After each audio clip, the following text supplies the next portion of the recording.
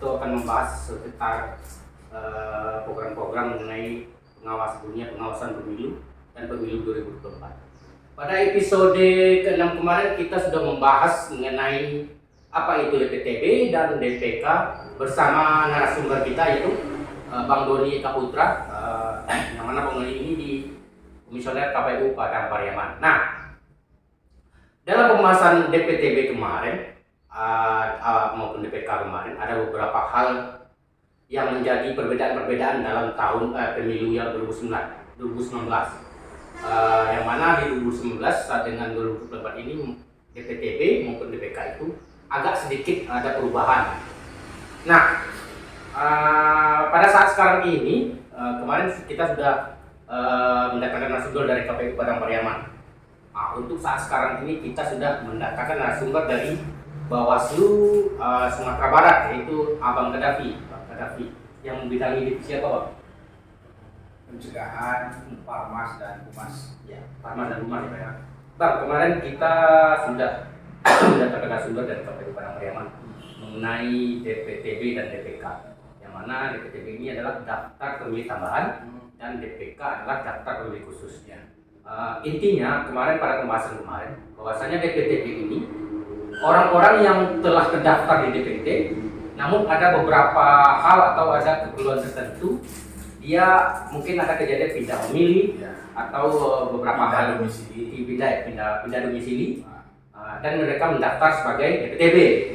Sedangkan DPK sendiri itu orang-orang yang tidak terdaftar di DPT, tapi mempunyai KTP misalnya kan, dia memilih pada hari pencoblosan di wilayah tertentu, misalnya di wilayah apa, atau mungkin lebih jelasnya itu pemilih pemula atau apa lah gitu kan, Di tempat asalnya. tempat asal. Nah,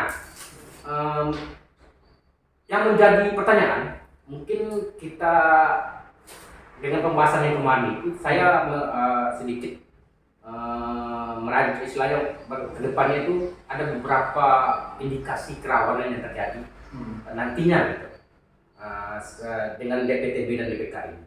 Nah, apa sih potensi-potensi kerawanan yang akan terjadi ketika DPTB dan DPK ini? Ya, kalau potensi rawan tentu semuanya berpotensi rawan. Ya, potensi rawan.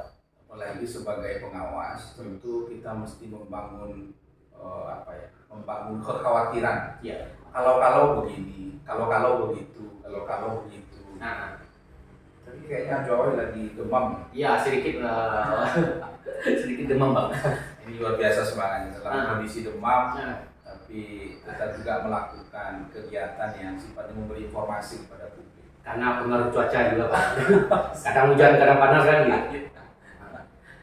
Jadi setiap kegiatan DPTB dan DPK itu pasti mengandung kerawanan. Nah, ini juga asumsi yang harus kita bangun sebagai pengawas.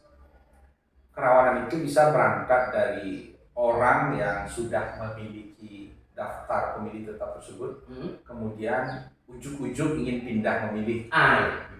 Sementara syarat pindah memilih itu tidak terpenuhi. Iya. Harapannya adalah bisa saja dia bisa memberikan suaranya kepada orang yang bisa saja mungkin sahabatnya, keluarganya, atau yang dia yakini. Iya. Sementara syaratnya dia tidak terpenuhi. Dia tidak pindah domisili, dia tidak dalam kondisi force majeure dan seterusnya, dia tidak dalam kondisi sedang bertugas atau sedang di rumah sakit, dari semua syarat yang ditetapkan di dalam aturan tersebut. Nah, inilah salah satu potensinya harus kita lihat. Makanya Bawaslu semua tingkatan, apalagi yang memayungi kegiatan tersebut, tentu adalah teman-teman PKD, pengawas kelurahan dan desa, teman-teman pengawas di tingkat kecamatan, apalagi di kabupaten kota. Nah, ini titik rawan yang perlu harus kita lihat secara menyeluruh, Joy. Sebab kalau potensi ini kemudian tidak ditawasi dan tidak dilakukan pencegahan, kemudian dia berlalu begitu saja, sampai di 15 Januari sebagaimana KPU amanatkan, tentu idiom yang terbangun adalah adanya eksodus pemilih. Nah, eksodus pemilih ini nanti bisa merusak tatanan. Padahal sebenarnya dia bukan eksodus. Sebenarnya dia berkeinginan, Iya. tapi tidak terfasilitasi. Bukan KPU-nya yang tidak memfasilitasi, bukan aturan yang tidak memfasilitasi, tapi yang bersangkutan Yang bersangkutan tadi coba mengganggu aturan yang sudah ditetapkan. Nah, ini persoalannya ada di si pemilih. Kemudian ada persoalan di pesertanya. di peserta ya. Persoalan di pesertanya adalah pindah memilih tersebut dia artikan dalam keinginannya. Bahwa siapa saja sepanjang masuk dalam DPT boleh pindah memilih. Iya. Ya, Ada aturan-aturannya. ada aturan-aturan. Dia sampaikan begitu kepada orang yang diyakini akan memilih dia. Nah, apa akibatnya kalau ini terjadi? Nah, ya. Pertama, dia paksakan diri. Nah, lebih hebatnya lagi itu, dia sudah paksakan diri, tidak memiliki syarat DPTB, Ya. daftar pemilih tambahan tersebut. Kemudian dia ujuk-ujuk langsung masuk ke dalam daftar pemilih khusus. Daftar pemilih khusus ya. Padahal dia udah daftar DPT. Padahal udah terus. Nah, hebatnya lagi, teman-teman di TPS, teman-teman KPS itu lupa juga melihat pada apa ya, kebanyakan orang yang datang silih berganti dan seterusnya. Efeknya adalah pemungutan suara ulang. Iya, PSU dia jadinya. Coba kita bayangkan, kalau misalnya kita alfa di sana, maka pemungutan suara ulang terjadi. Ketika pemungutan suara ulang terjadi, maka semua yang ada di dalam TPS itu kita perbaharui. Iya. Surat suaranya, harinya, bahkan tingkat partisipasi itu menurun bisa jadi. Ada dua kemungkinan. Kalau tetap, syukurlah. Kalau dia menurun, bisa berefek ke semua peserta pemilu yang ada di dapil tersebut. Berarti tugas pengawas harus semaksimal mungkin untuk mengingatkan nantinya. Ada dua yang harus kita lakukan. Pertama, tentu mengajak teman-teman KPU ya. Kalau Ajawe kan Padang Pariaman. Mengajak teman-teman KPU Padang Pariaman, PPK di semua kecamatan Padang Pariaman, PPS di semua kecamatan Padang Pariaman untuk memberikan penjelasan ini secara utuh, kemudian menyeluruh. Dia kalau utuh saja tapi tidak menyeluruh, tidak termanfaat juga. Kemudian menyeluruh saja, kemudian dia tidak utuh penyampaiannya, tidak manfaat juga. Nah, ini harus kita lakukan secara bersama-sama. Sebab di ujungnya, di hilirnya, efeknya luar biasa. Kalau PSU itu terjadi, semua pihak terlibat. Kepolisian mesti mengamankan gonjang-ganjing diskusi yang terjadi di lingkungan TPS tersebut, apalagi di dapil itu. Kemudian tentu semuanya bisa berimplikasi yang lain. Teman-teman penyelenggara bisa dianggap unprosedural. Kemudian bisa juga nanti di KPP dan seterusnya. Ini harus kita, kan kasihan juga kita teman-teman KPPS itu bekerja dalam hitungan 1 bulan saja, kemudian menerima risiko sedemikian rupa. Nah, makanya penting Ajawai bersama kawan-kawan, para sahabat pengawas melakukan diskusi yang sangat menyeluruh antar sesama penyelenggara terlebih dahulu. Panwas, Bawaslu Kabupaten Padang Pariaman, Panwas di semua kecamatan, PKD di semua nagari, kemudian berdiskusi dengan semua tingkatan. Agar kalau pindah memilih ini disampaikan betul kategorinya, disampaikan betul apa saja yang bisa diterima, misalnya formulir A5-nya. Jangan begitu dia ngomong saya pindah memilih ya, sementara semua instrumen dia tidak miliki. Tidak aturannya tidak dimainkan. Pertama aturannya tidak terpenuhi, kemudian bukti konkret dia tidak miliki form A5 itu. Kemudian tahu-tahu dia lihat dia sudah ada berada di yang dia inginkan. Sementara aturan itu mengatakan begitu dinyatakan pindah memilih kemudian didaftarkan, kemudian ada TPS yang dituju, sehingga ketersediaan surat suaranya di sana tersedia juga. Pas juga ya. Karena dia pindah memilih rupanya surat suaranya tidak ada. Nah ini yang apa? Yang menjadi apa kita ya? Menjadi fokus dan lokus kita secara menyeluruh di pengawasan. Jadi prinsipnya Jawa, semua tahapan mesti kita asumsikan berpotensi terjadi pelanggaran. Pasti. Sehingga kita bisa melakukan mitigasi dari awal, pencegahan baik secara preventif maupun preventif. Itu untuk langkah dari Bawaslu sendiri Bang, istilahnya dari internal lah dulu untuk melakukan hal-hal tersebut. Yang penting istilahnya kita menguatkan dulu dalam segi persamaan persepsi kita mengenai DPTB dan DPK ini. Dari Bawaslu sendiri kita sampai mana? Kalau penyamaan persepsi, saya rasakan yang penting itu dilakukan memahaminya. Memahami. Kalau persepsinya kan mesti sama karena aturannya sudah ada. Maka yang perlu dilakukan itu pemahaman. Misalnya teman-teman di Kabupaten Padang Pariaman, kemudian Panwaslu Sumatera Selatan PKD, mesti tahu betul apa itu DPT, apa itu DPTB, kemudian apa itu DPK.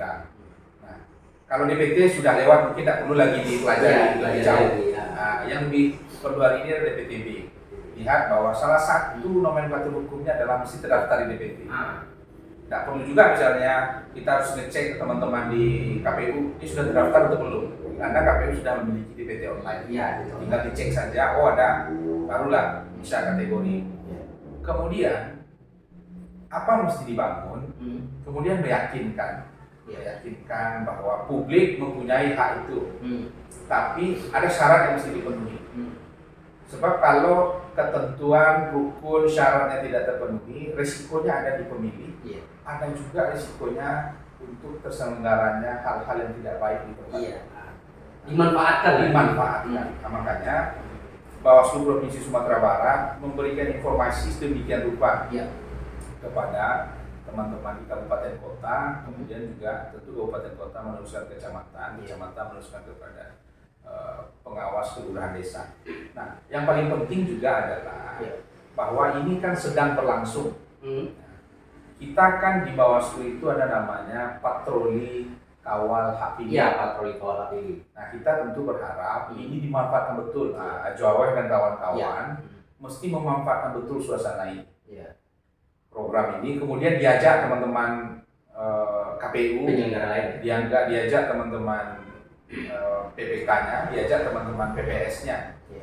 Kapan perlu dalam patroli itu ajak semuanya, karena kan saya rasa di tingkat kecamatan, kabupaten kota itu kan ada juga Disduk Capil yang berada di kecamatan, yang biasanya melakukan negari-negari, sehingga semuanya memahami. Nah, pertanyaan berikutnya adalah kapan ini dilakukan?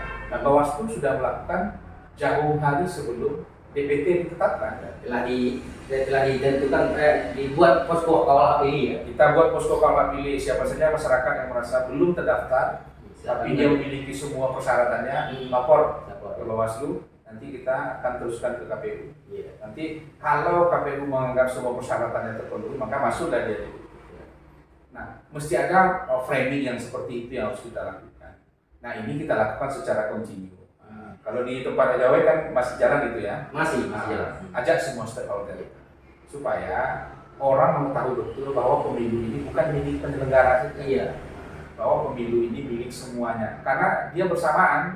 Pemilu tidak berlangsung lama, kemudian pemilihan kalau di Sumbar tentu gubernur, di kabupaten kota, bupati dan wali kota. Dan ini akan dilakukan secara bersamaan. Artinya di tahun yang sama, kemudian jaraknya tidak terlalu jauh. Nah, ini kewajiban kita sebenarnya semuanya Jawaweh.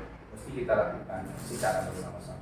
Di sana semuanya, di sana Jawaweh semuanya bahwasannya peran kalau pemilu kita mau sukses bukan peran penyelenggara saja maupun pengawas saja. Peran aktif dari masyarakat, bahkan peserta pun diminta untuk melakukan peran aktif, baik itu dalam segi sosialisasi pendidikan politik atau pendidikan pemilu, semuanya harus dijalankan bersama. Telah panjang lebar kita berbicara mengenai pengawasan dan apa kerawanan-kerawanan yang akan terjadi ketika DPTB ataupun DPK ini bersama Bang Gaddafi. Sedikit Bang, untuk statement terakhir mungkin dari Abang sendiri menyampaikan kepada masyarakat untuk lebih melakukan peran aktif dan mengenai DPTB dan DPK ini agar siapapun yang berniat nantinya pindah domisili atau sebagainya untuk ikut aturan-aturan yang berlaku istilahnya di dalam undang-undang ini. Ini ada statement. Ya, jadi begini, semua orang tentu ingin kemudahan. Kemudahan itu terfasilitasi oleh regulasi. Tinggal lagi nawaitu. Nawaitu itu berada di dua lembaga. Lembaga pertama namanya peserta pemilu. Lembaga kedua secara personifikasi atau secara personalnya ada namanya pemilih. Nah, biasanya dua elemen ini saling tarik menarik sesuai kebutuhannya. Kalau kebutuhannya sama, maka dia bertemu. Ya. Kalau kebutuhannya tidak sama, maka dia tidak bertemu. Makanya saling tarik menarik dia, seperti magnet, saling menginginkan, saling menarik. Nah, makanya penting. Nah, teman-teman di Ajo Awai, Bawaslu Padang Pariaman, dan semua jajaran sampai ke bawah, mau tidak mau, mesti harus lebih intens membangun komunikasi. Kenapa demikian? Karena kan teman-teman di KPU hanya menyediakan fasilitasnya saja, dilakukan cross check dan seterusnya. Dan pendalaman lebih jauh tentu ada di Bawaslu. Nah, makanya penting lihat betul, cermati, kemudian melalui program patroli kawal pilih kita bisa bertemu banyak pihak, disampaikan, kemudian gunakan semua elemen yang kita punya. Kita punya Instagram, masifkan soal kategori-kategori itu. Kita punya Facebook, masifkan. Kita punya kelompok-kelompok diskusi, masifkan. Nah, harapannya tidak ada lagi kesalahan yang terjadi pada 14 Februari 2024. Tapi kalaupun toh di ujung nanti juga kejadian seperti itu, tapi upaya yang sudah kita lakukan, maka bisalah kita kategorikan ada niat yang tidak baik dari dua kebelah pihak tadi, serta pemilu dan tidak tertutup kemungkinan ada dorongan dari penyelenggara yang lain namanya.